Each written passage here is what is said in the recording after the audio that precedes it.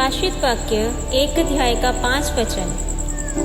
और यीशु मसीह की ओर से जो विश्वास योग्य साक्षी और मरे हुओं में से जी उठने वालों में पहलौठा और पृथ्वी के राजाओं का हाकिम है, तुम्हें अनुग्रह और शांति मिलती रहे। वह हमसे प्रेम रखता है और उसने अपने लहू के द्वारा हमें पापों से छुड़ाया है। पुराने नियम की याजक पद को समाप्त कर अनंत महायाजक बनने के लिए एक दयालु और विश्वास योग्य महायाजक बने, ताकि लोगों के पापों के लिए प्रायश्चित करें।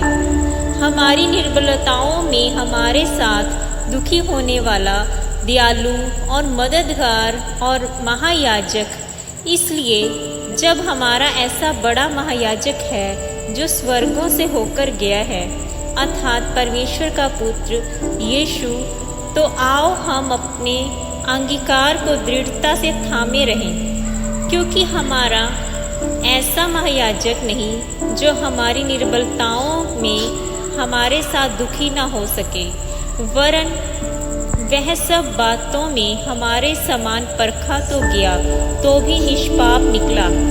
इसलिए आओ हम अनुग्रह के सिंहासन के निकट हिवाएं बांधकर चले कि हम पर दया हो और वह अनुग्रह पाएं जो आवश्यकता के समय हमारी सहायता करे। हमारा निकम्मा चाल चलन जो बाप दादाओं से चला आता है, उससे छुटकारा देने के लिए, क्योंकि तुम जानते हो कि तुम्हारा निकम्मा चाल चलन तो बाप दादाओं से चला आता है।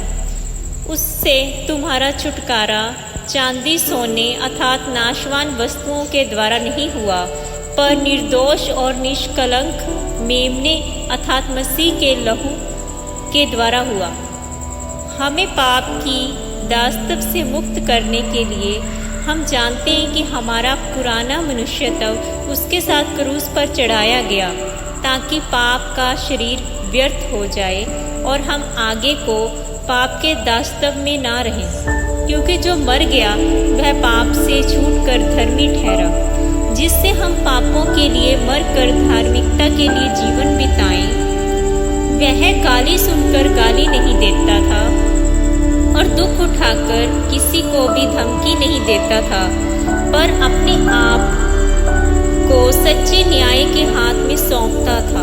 वह आप ही हमारे पापों को अपनी देह पर लिए हुए क्रूस पर चढ़ गया, जिससे हम पापों के लिए मरकर धार्मिकता के लिए जीवन बिताएं। उसी के मार खाने से तुम चंगे हुए।